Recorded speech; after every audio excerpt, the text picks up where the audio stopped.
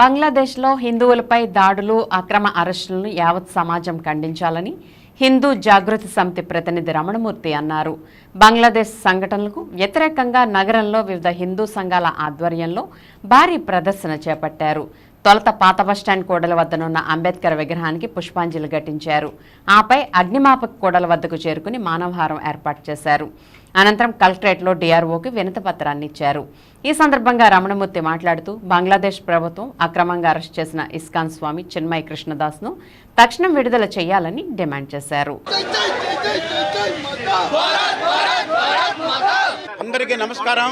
ప్రతినిధులు బంగ్లాదేశ్లో హిందువులపై జరుగుతున్నటువంటి దాడులకు వ్యతిరేకంగా భారతదేశంలో బంగ్లాదేశ్ హిందూ రక్షా వేదిక అనే పేరు మీద భారతదేశం మొత్తం మీద అదేవిధంగా మన రాష్ట్రంలో మన జిల్లాలో కూడా హిందూ జాగృత సమితి పేరు మీద పూజ్య స్వామీజీలని, హిందూ బంధువులలో మేధావులని అందరినీ కలుపుకొని బంగ్లాదేశ్లో హిందువులపై జరుగుతున్నటువంటి దాడిని ఖండించడానికి దేశం మొత్తం మీద కోట్లాది మంది హిందువుల బాధాతప్త హృదయాలకి ప్రతినిధులుగా ఈరోజు మీ ముందుకు రావడం జరిగింది.